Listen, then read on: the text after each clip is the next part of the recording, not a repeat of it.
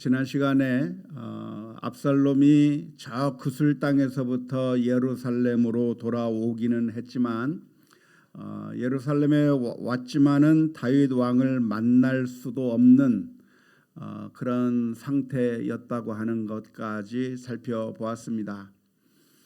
죄를 지어서 도망갔던 그 압살롬이 다윗 왕이 다시 부름으로 말미암아 구슬 땅에서 예루살렘까지 오기는 했지만 다윗 왕이 만나 주지 않아서 그 복귀라고 하는 것이 완전한 복귀가 아니라 불완전한 복귀였다고 하는 것을 우리가 살펴보았는데요. 이렇게 불완전하게 복귀한 것은 이게 괜찮은 게 아닌 것이었습니다.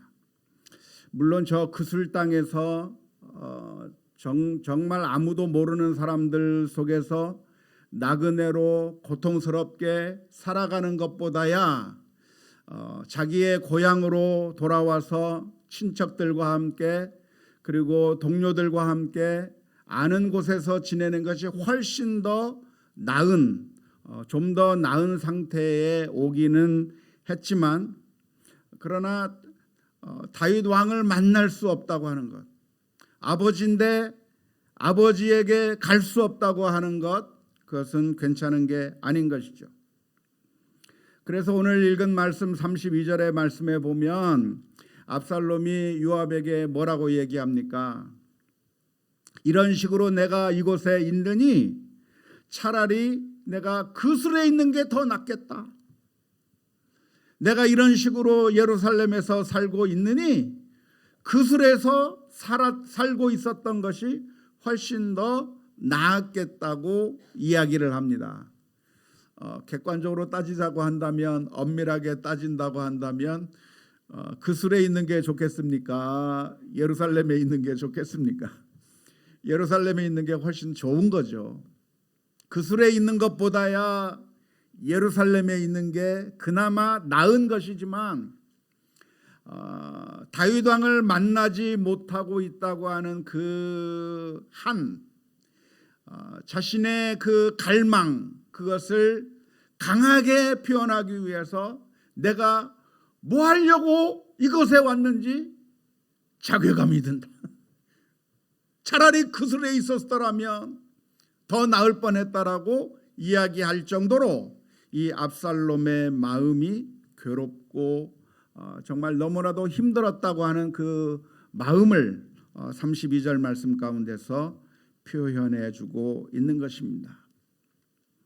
객관적으로 냉정하게 따지면야 그술에 있는 것보다는 예루살렘에 있는 것이 훨씬 더 나은 것이지만 그렇게 불완전한 복귀를 하는 것이 괜찮은 것이 아니라고 하는 사실을 이렇게 압살롬이 강조해서 과장법적으로 표현하고 있는 것입니다.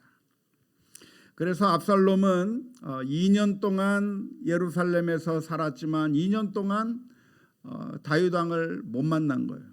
그 2년이라고 하는 세월이 지나는 가운데 무슨 날들이 지나갔겠습니까?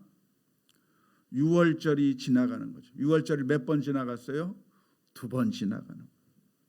우리 한국식으로 말하면 뭐가 지나갔어요? 추석을 2번 센 거예요. 추석을. 설날을 2번 센 거예요. 그런데 설날에 추석 때 아버지를 못 만나는 거예요. 6월절이 되면 초막절이 되고 장막절이 되고 이런 명절이 되면 만나야 되는 그 사람을 못 만나고 있는 그 안타까운 마음에 이 압살롬이 2년 동안 참고 기다리고 기다리다가 이렇게 살아서는 안 되겠다 싶어서 다윗 왕으로부터 완전한 복권을 꿈꾸면서 작전을 세우는 이야기가 오늘 본문 말씀에 기록되어 있습니다. 그 이야기를 우리가 오늘 사무엘하 14장의 말씀을 통해서 읽었는데요. 압살롬이 그 작전을 세워서 다윗을 만나려고 하는 그 이야기를 기록하기 전에 25절부터 27절의 말씀을 보면 압살롬이 어떠한 사람이었는가에 대해서 간략하게 묘사를 하고 있습니다. 뭐라고 묘사를 하고 있습니까? 첫 번째로 압살롬은 외모가 준수했다 그랬습니다. 압살롬이 얼마나 늘씬하게 잘생겼는지, 발바닥부터 정수리까지, 그러니까 이 맨 밑바닥에서부터 정수리까지 흠이 하나도 없었다. 정말 아쉽고 부족한 그 신체의 부분이 하나도 없을 정도로 완벽한 그 모습을 가지고 있었다 이 말이에요. 뿐만 아니라 이 압살롬의 머리털이 얼마나 많았다고요?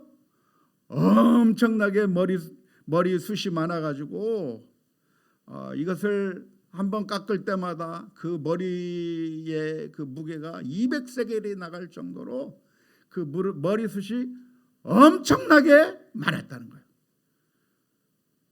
부러우신 분 계시죠? 부러우신 분 계실 겁니다. 어쩌면 오늘날로 치자고 한다면 멋진 탤런트와 같다고 할 수가 있겠죠. 뿐만 아니라 이 압살롬의 가족은 어떻게 됐는가? 자녀들도 많이 있었다는 거예요. 아들이 셋에 딸 하나까지. 그런데 그 딸 하나는 너무나도 아름다운 미모를 갖추고 있는 그 딸을 낳아서 어쩌면 이 압살롬의 가정을 본다고 하면 모두가 다 부러워할 만한 그 가정이었다고, 이 압살롬이야말로 모든 사람들이 참 부러워할 만한 모든 것을 다 갖춘 것이라고 오늘 25절부터 27절의 말씀 가운데 기록하고 있습니다. 여러분, 이런 압살롬과 같은 것을 갖고 싶습니까? 별로 관심이 없습니까? 정말 이렇게 압살롬 정도만 되면 좋겠다고 생각하시는 분 많잖아요, 그죠? 우리 아이들이 이렇게 압살롬처럼 좀 키가 좀 컸으면 좋겠고, 건강했으면 좋겠고, 정말 떡대도 벌어지고, 정말 건장하고, 정말 멋있고, 이런 사람이었으면 좋겠고, 그리고 모든 것을 다 갖추고 아들, 딸 행복하게 잘 낳고 사는 그런 가정이면 얼마나 좋을까. 모든 사람들의 부러움을 한 몸에 받을 수 있는 그런 사람이라고 말할 수가 있겠습니다. 이렇게 멋있는 압살롬에 대해서 설명을 했는데, 압살롬이 이 정도로 멋있으니까 괜찮은 것인가요? 부러울 만한 것을 다 갖추었지만, 그런데 그것으로 나는 더 이상 아무런 아쉬움도 없고 만족하고 행복하다고 말하는 것이 아니라, 압살롬은 이 모든 것을 다 갖추고 있음에도 마음이 허전한 거예요. 다른 사람들이 부러워할 만한 모든 것들을 다 가지고 있어도 너무나도 마음이 괴로운 거예요. 왜냐하면 이 사람의 마음이라고 하는 것은 너무나도 커서 우리의 마음에 조그마한 것들을 채워 넣으면, 그러면 이내 만족해버리고 더 이상 부족함이 없이 행복해질 수 있는 것이 사람의 마음이 아니기 때문에 그렇습니다. 우리의 생각에 지금 당장 부족한 것이 있으면 그것을 좀 채웠으면 좋겠다고 생각이 들고, 그것을 채우면 기분이 좋지만, 그런데 그 기분 좋은 것이 하루 지나가면 효용이 다 끝나버려요. 좀 어떤 좋은 집 하나 사면 너무나도 기쁘고 행복하고 너무나도 좋은데, 한 달 정도 지나면 그 효용이 다 끝나버려요. 우리 인간의 마음이라고 하는 것은 어느 정도 채우면 채워질 수 있는 것이 아니라, 아무리 돈이 많다고 할지라도, 아무리 얼굴이 예쁘고 키가 크고 아무리 지식을 많이 가지고 있고 아무리 건강하고 대단한 권력을 소지했다고 할지라도 그것을 다 채우면, 지금 내게 없는 그것을 내가 채우면 그러면 괜찮아지는 것이 아니라 우리가 하나님의 품 안에 들어가기 전까지는 늘 부족할 수밖에 없고 늘 갈망이 있을 수밖에 없는 것이 바로 우리 인간이라고 하는 사실을 우리가 기억해야 될 줄로 믿습니다. 그래서 주님께서는 뭐라고 말씀해 주셨습니까? 요한복음 4장 13절 14절 말씀에 수가성 여인에게 이렇게 말씀해 주셨습니다. 예수께서 대답하여 이르시되 이 물을 마시는 자마다 다시 목마르려니와 내가 주는 물을 마시는 자는 영원히 목마르지 아니하리니 내가 주는 물은 그 속에서 영생하도록 솟아나는 샘물이 되리라. 우리가 이 세상에서 마시는 그 물이라고 하는 것은 잠시 갈증을 해소해 주는 것 같아도 조금만 지나면 또 갈증이 생길 수밖에 없고 압살롬처럼 모든 것을 다 갖춘다고 할지라도 그의 마음속 깊은 곳에서 아버지의 집으로 가지 못했다고 하는 그 갈망, 그 아픔, 그것이 드러날 수밖에 없는 것이죠. 압살롬 같은 경우에는 다윗과의 화해를 갈망하면서 다윗 왕에게 인정받고 싶어하고 돌아가고자 하는 그런 마음이 오늘 본문에 표현되어 있는데, 사실 오늘 이 본문의 말씀은 우리가 하나님 앞에 나아가고 우리가 하나님 앞에 나아가서 하나님과 화해해야 된다고 하는 것을 보여주는 그림이라고 할 수가 있겠습니다.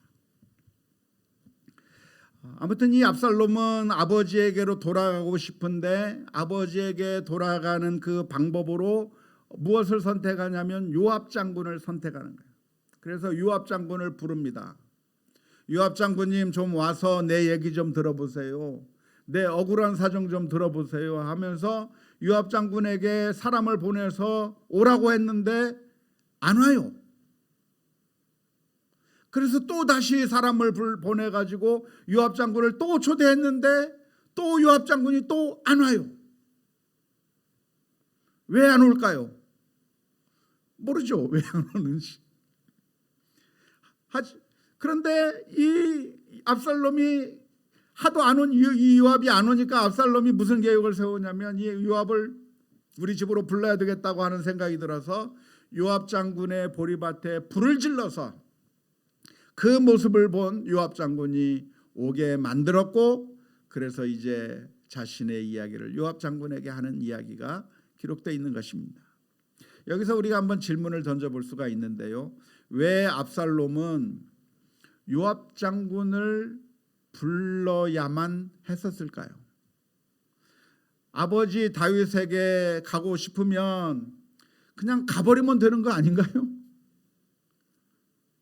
너무 힘들고 어려우면 그 예루살렘의 궁전으로 찾아가서 문을 두드리고 내가 아들이 왔습니다. 아버지 나 좀 만나주세요. 다윗 왕 앞에 나아가서 아버지 나 좀 만나주세요 하고 직접 나아가면 되지. 왜 요압 장군을 통해서 그렇게 이야기를 하려고 하는 그 이유가 무엇일까요? 그 이유는 압살롬이 자신이 없기 때문에 그렇습니다. 왜 자신이 없습니까? 자기가 지은 죄가 있거든요. 다윗 왕 앞에 가서 서려고 하면 암논을 죽인 그 죄가 생각이 나서 그 죄 때문에 다윗 왕 앞에 설 수가 없는 거예요. 그래서 직접 나아가지 못하고 나아가려고 하다가도 그것이 자신의 발을 가로막아서 다윗 왕 앞에 나갈 수가 없는 겁니다. 그래서 하는 수 없이 누구를 불렀느냐? 요압을 부르게 되는 것이죠. 이것이 역시 우리가 하나님 앞에 나아가는 것과 똑같은 방법입니다. 우리 인간들이 하나님 앞에 나아갈 때도 하나님 앞에 직접 나가는 것이 어렵습니다. 왜냐하면 죄를 지었기 때문에 그렇습니다. 그래서 하나님께서 만들어 놓으신 제도가 무엇이냐면 구약 시대에는 제사장이라고 하는 제도를 만들어 놓았습니다. 사람이 죄를 짓고 하나님을 만날 수 없을 때 하나님께서는 어떤 방법을 통해서 하나님을 만나게 해주셨는가? 제사장을 통해서 만나게 해주는 거죠. 소를 끌고 가서 제사를 드리고 그 제사장 앞에 나아가서 자신의 죄를 고백하고 그래서 하나님과 그 제사장이라고 하는 그 매개를 통해서 하나님을 만날 수 있는 길을 하나님께서 만들어 놓으셨는데 지금 이 압살롬에게는 그 역할을 누가 하느냐면 다윗과 압살롬을 그 화해시키는 역할을 누가 하게 만드냐면 바로 그 요압에게 요청하는 것이죠. 그런데 그 요압이 말을 듣냐면 안 듣는 거예요. 오라고 하면 안 오고 또 오라고 하면 안 오고 그래도 막 오라고 해도 콧방귀도 안 뀌니까 결국 나중에 어떻게 했느냐? 보리밭에다가 불을 질러서 거기에 열받은 우리 요압 장군이 그래서 하는 수 없이 압살롬을 만나게 되는 그런 작전을 세우게 된 것이죠. 우리는 종종 하나님을 이런 요압 장군처럼 생각할 때가 많습니다. 우리가 하나님 앞에 나아갈 때 하나님께서 우리들에게 응답해 주시지 않는 것을 생각하면서 하나님도 마치 요압 장군과 비슷한 것이 아닐까 그렇게 생각을 하는 것이죠. 하나님 앞에 기도를 합니다. 하나님 기도의 제목을 가지고 하나님 앞에 엎드립니다. 그런데 하나님께서 응답을 안 해주시면 사람들이 생각을 하는 거죠. 왜 하나님께서 응답을 안 해주시는가? 마치 압살롬이 요압을 불러도 요압이 오지 않는 것처럼 우리가 하나님 앞에 기도하고 하나님 내 소리를 좀 들어주세요. 내 기도를 좀 들어주세요 하는데 하나님께서 들어주시지 않는다면 우리들의 생각에 어떤 생각이 드냐면 하나님께서 우리의 기도에 듣지 않는 이유가 무엇인가? 그것은 우리가 좋은 말로 했으니까 하나님께서 안 듣는 것이 아닌가라고 생각할 때가 많아요. 그래서 하나님의 관심을 끌기 위해서 우리가 극단적인 행동을 하게 되는 경우가 있습니다. 지금 압살롬이 보리밭에 불을 질른 것과 같이 구약에 있는 이방신을 섬기는 사람들을 보면 엘리야 선지자와 함께 대결을 했던 바알 선지자들은 어떻게 했습니까? 제단을 쌓아놓고 자신들의 신을 향해서 울부짖기 시작합니다. 신이시여 제발 하늘에서부터 불을 내려서 제단에 이 제물을 살려달라고 울부짖는데 전혀 안 들으니까 결국에는 어떤 일까지 합니까? 자신의 몸을 상해가면서 피를 흘려가면서 그러면 하나님께서 좀 우리들의 기도에 들어주실 거라고 생각하면서 극단적인 모습을 보이면서 응답해달라고 요구하는 것이죠. 그게 이방신을 섬기는 사람들이 자신들이 가지고 있는 하나님에 대한 관점입니다.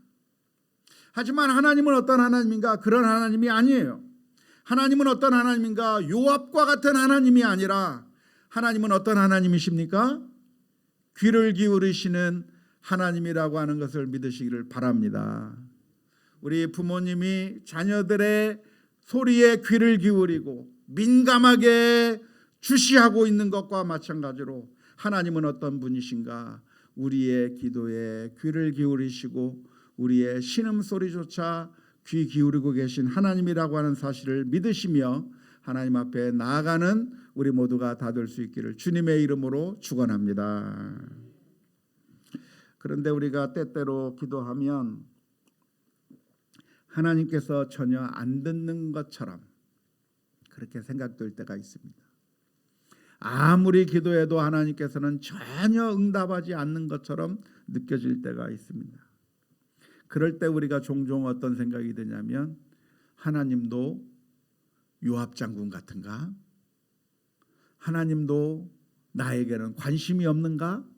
라고 그렇게 오해하기가 쉽지만 성경에서 가르쳐주는 하나님의 모습은 무엇입니까?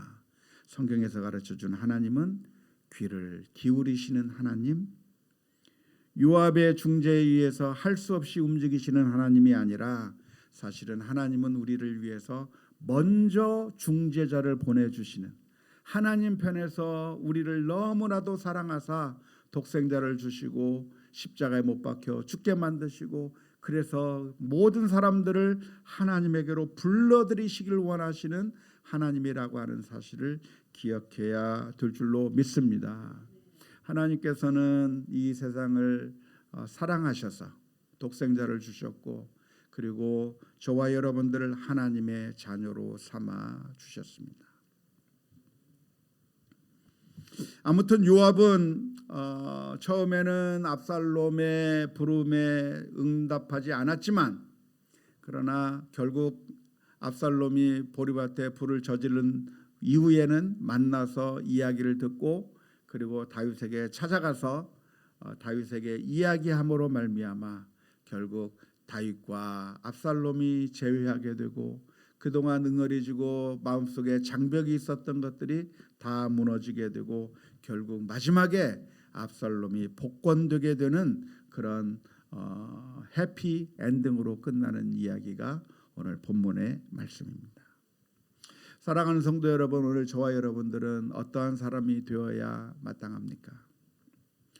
원하기는 이 압살롬과 다윗 사이에 화해를 이끌어내고 평화를 이끌어냈던 요압처럼 비록 이 요압은 끌려가면서 그렇게 했지만 그러나 우리는 하나님께서 우리를 이 땅에 보내주신 것은 우리를 평화의 사도로 화해의 중재자로 저와 여러분을 부르셨다고 하는 사실을 기억하면서 화해를 추구하는 우리 모두가 다 될 수 있기를 주님의 이름으로 축원합니다.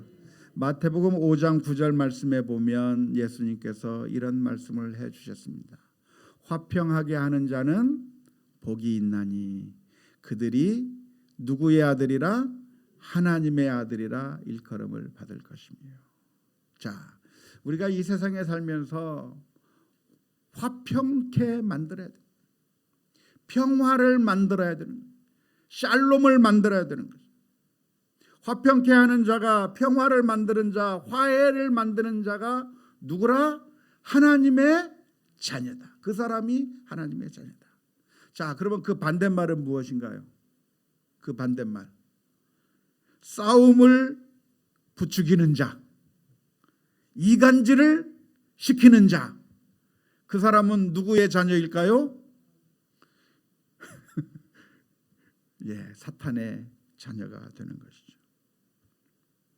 안타깝게도 우리 성도들이라고 하는 사람들이 내가 예수님을 믿는다고 말하고 하나님의 자녀라고 고백하는 사람들이 화평하게 하는 그런 일을 하기보다는 사람과 사람을 화해하고 중재시키는 역할을 하기보다는 사탄의 자녀들처럼 이 사람에게 가서 저 사람 욕을 하고 저 사람에게 가서 저 사람 욕을 하고 그래서 서로 이간질시키고 싸움을 부추기는 그런 사탄의 자녀들처럼 행동하는 경우가 너무나도 많습니다. 그래서 오늘 저와 여러분들이 항상 질문을 던져보아야 할 것이 있다고 한다면 과연 내가 하는 이 말이 이 행동이 내가 하나님의 자녀들처럼 하나님의 아들처럼 평화를 만드는 자인가 화해를 만드는 자인가 아니면 싸움을 부추기고 이간질하는 자인가 이것을 항상 질문하면서 우리의 삶을 돌아볼 수 있기를 주님의 이름으로 축원합니다. 고린도후서 5장 18절 19절 말씀에 이렇게 기록하고 있습니다.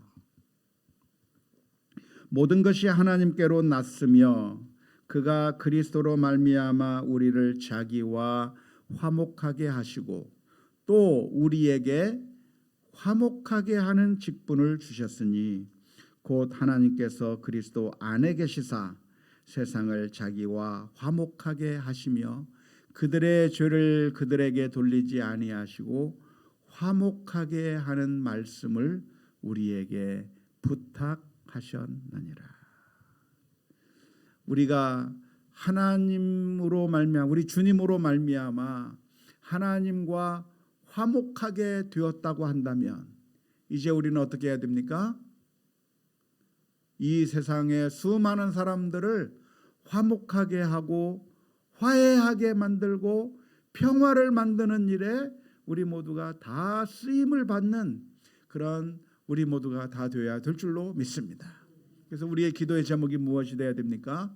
어떻게 기도해야 되겠죠? 주여 나를 평화의 도구로 써 주소서. 그런 기도를 해야 될 줄로 믿습니다.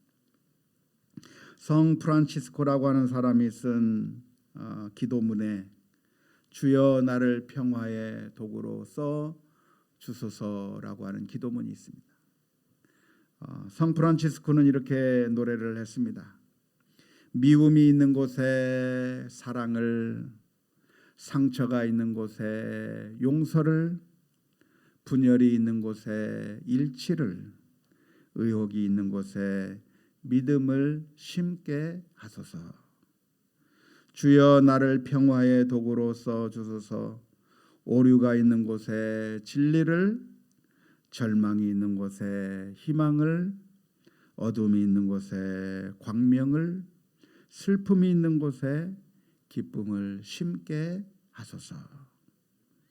위로받기보다는 위로하며, 이해받기보다는 이해하며, 사랑받기보다는 사랑하며 자기를 온전히 줌으로써 영생을 얻기 때문이니 주여 나를 평화의 도구로 써 주소서.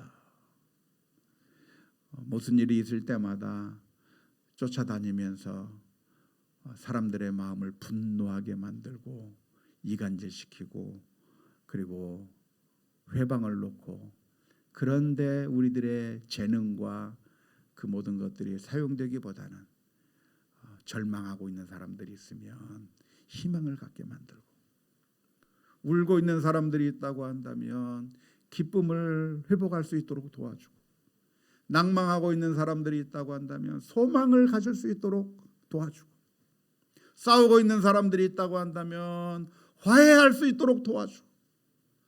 왜? 우리가 예수 그리스도로 말미암아 하나님과 화목하게 되었고 그런 화목하게 하는 직분을 우리가 받았으니 우리가 살아가는 동안에 수많은 많은 사람들이 갈라져 있고 상처받고 그리고 싸우고 다 그렇게 해서 갈라져 있는 그런 모습을 보는 이 세상 가운데서 우리 크리스찬들이 들어가는 곳곳마다 다시 상처가 봉합되고 새살이 돋아나는 그런 귀한 역사가 나타나는데 우리 모두가 사용될 수 있도록 날마다 기도하며 나아가는 우리 모두가 될 수 있기를 주님의 이름으로 축원합니다.